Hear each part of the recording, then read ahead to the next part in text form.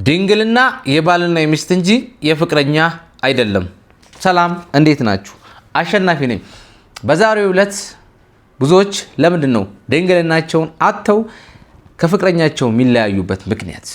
ብዙ ጊዜ ብዙ ጥንዶች በዚህ ዘመን ላይ አብዛኞቹ ምን ያደርጋሉ? ሴክስ ያደርጋሉ። ግልጽ ነው። አብዛኞቹ እነዚህ የምታውቋቸው ጥንዶች ሴክስ ያደርጋሉ። ለአልጋ ቤትም ብዙ ገቢ ያስገባሉ ጥንዶች ማለት ነው። እና ለምንድን ነው በዝሙት የምንወድቀው? ምክንያቱም ሙስሊሙም ክርስቲያኑም በየትኛውም ሃይማኖት ዝሙት ኃጢአት ነው። ከትዳር በፊት ምንም አይነት ግንኙነት ማድረግ አይፈቀድም። ብዙዎቻችን ግን ሴክስ እናደርጋለን አይደል? ይሄ ለምንድን ነው የሆነው? እስኪ እነዚህ ሰዎች በልባቸው ፍቅር አለ ማለት እንችላለን? ለምሳሌ እኔ ምን አምናለሁ መሰላችሁ?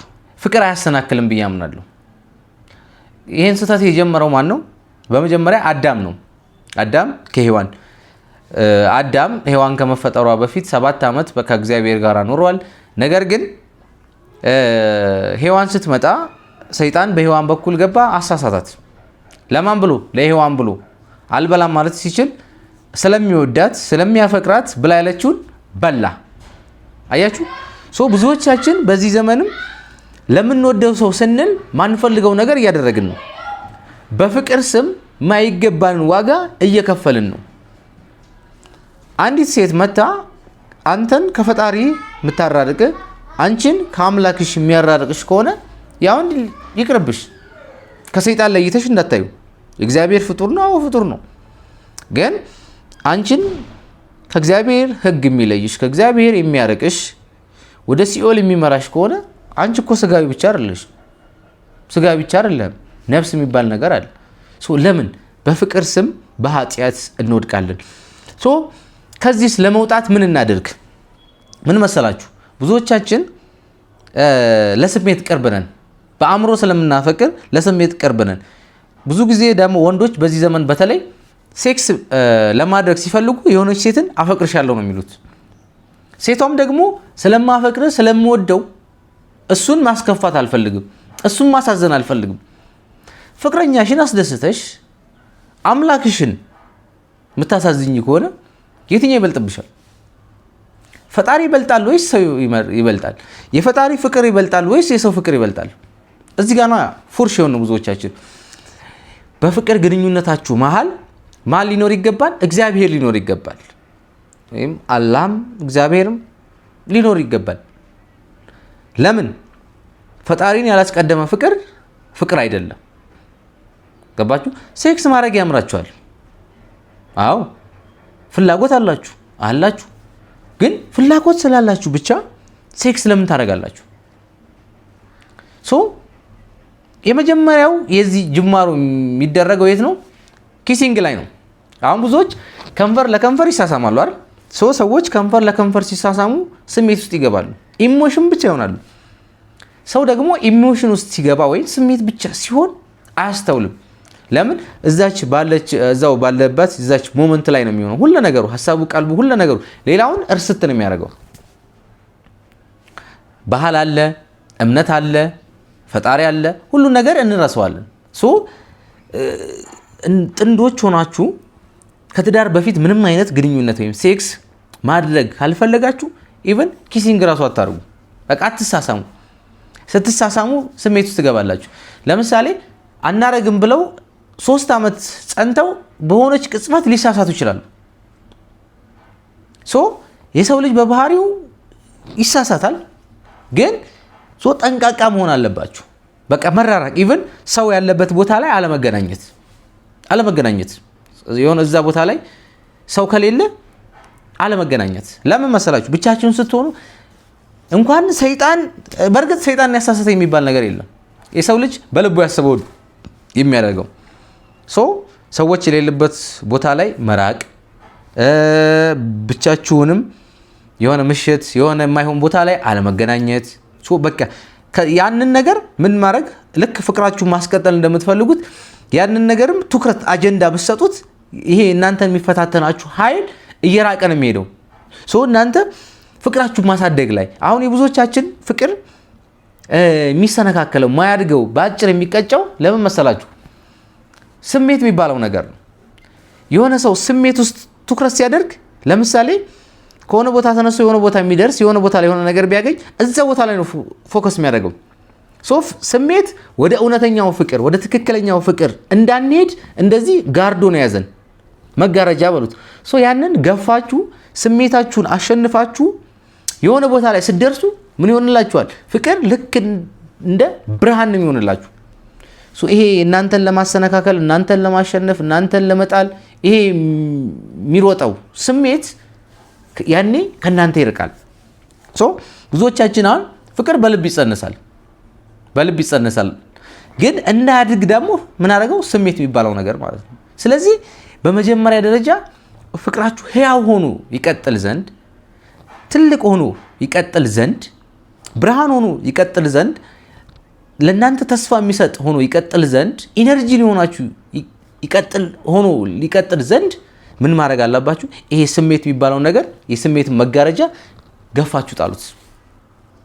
ያኔ ፍቅራችሁ፣ የሰላማችሁ፣ የደስታችሁ፣ የእናንተነታችሁ በቃ እዚህ ምድር ላይ ለመኖራችሁ ምክንያት ብርሃን ነው የሚሆንላችሁ። አያችሁ? ምድራዊ ገነት አገኛችሁ ማለት ነው። ፍቅር በጣም ፓወርፉል ነው። አንድ ካሊል ጂብራል የተባለ ጸሐፊ አለና ምን ይላል? የሳልማ ውብ ፍቅር ይሄንን መልከቢስ ምድር ገነት አድርጎ አሳየኝ። ፍቅር በዚህ ልክ ማደግ ይችላል። ብዙዎቻችን ግን ገና ይጸነስና በልባችን ይቀጫል። የሚቀጨው ደግሞ ስሜት ነው። ስለዚህ እውነተኛ ፍቅር ጋራ ለመድረስ ከፈለጋችሁ ስሜትን አስወግዱ። የሚፈታተናችሁ ኃይልን የዛኔ ታሸንፋላችሁ፣ ፈጣሪያችሁንም ታከብራላችሁ። ገባችሁ? በየትኛውም ሃይማኖት ደግሞ ዝሙት ኃጢአት ነው። ኢቭን ብዙዎቻችን በፍቅር እየተነካከለ እንዳለ የምታውቁት እንዴት ነው? አንድ በጣም የምንወደው የምናፈቅረውን ሰው እኮ ራሳችንን አሳልፈን እስከ መስጠት ነው አይደል? ፍቅር ማለት ራስን አሳልፎ እስከ መስጠት ነው።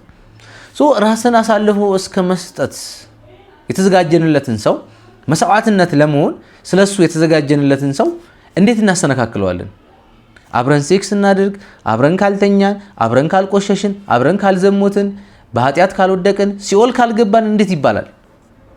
አያችሁ? ብዙዎቻችን ባለማስተዋል ስለምንኖር ስሜታችንን ብቻ አስቀደምን። እኛ ደግሞ ስሜት ብቻ አይደለንም፣ አስተዋይ የሆነ ማንነትም አለ። አስተዋይ የሆነው ማንነታችሁንም ተጠቀሙ። በቃ አእምሮ አላችሁ አይደል? ያንን አእምሯችሁን ኮንትሮል አድርጉት።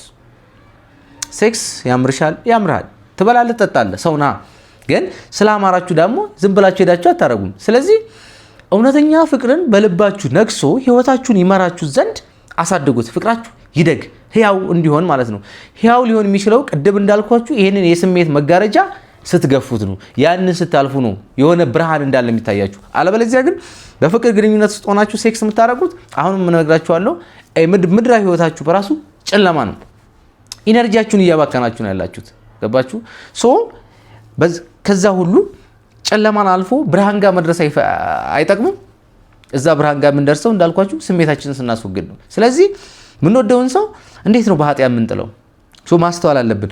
ቆም ብለን መመርመር አለብን። አሁን ብዙዎቻችን በፍቅር ምክንያት የዝሙት መንፈስ የሚገባብን ሰዎች አሉ። ለምን? በዚህ ዘመን አብዛኛው ጥንዶች ሴክስ ስለሚያደርጉ ነው። 99.9 ማለት ይቻላል አንዱ ማትሞላዋ ነች ከእንደዚህ አይነት ነገር ለመራቅ የሚፈልጉት ማለት ነው።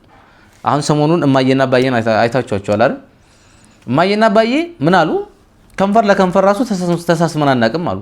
ሴክስም አድርገን አናቅም። ልክ ናቸው። ለምን መሰላችሁ? አሁን ከንፈር ለከንፈር ሲሳሳሙ ምን ያደርጋሉ? ሴክስ ያደርጋሉ። ለምን? ከንፈር ለከንፈር ስትገናኙ ወደ ስሜት ወደ ኢሞሽን ውስጥ ነው የምትገቡት። ቅድም እንዳልኳችሁ ኢሞሽን ውስጥ ስትገቡ ደግሞ የምታደርጉትን አታውቁ። በቃ 100% ኢሞሽን ብቻ ናችሁ። ኢቭን እዛ ጋር እኮ ድማሚት ቢፈነዳ ቆይ ጨርሼ ልሂድ ነው የምትሉት። ባይዘው ሮጣችሁ አትሄዱ። ስሜት ብቻ አይደላችሁም። ስሜት ብቻ አትሁኑ። የሆነ ነገር ቢመጣባችሁ የሆነ ነገር ቢፈጠር አደጋ ራሱ ቶሎ ለመጨረስ የምትጣደፉት እዛ ጋር ለመሸሽ አይደለም። ስሜት በዚህ ልክ የኛም ጠላትም ይሆናል አንዳንዴ። ስለዚህ ማስተዋል አለብን እኛ ወጣቶች።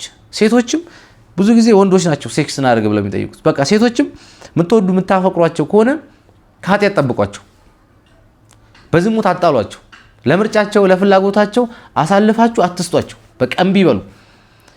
ያኔ አንድ ወንድ ከልቡ እንደሚወድሽና እንደማያፈቅርሽ ታውቂያለሽ። ሴክስ እናደርግ ብሎሽ እምቢ ስትዩ ችላ የሚልሽ ከሆነ ከዛ ወንድ ነው መራቅ ያለብሽ። የሚፈልግሽ ለሴክስ ነው።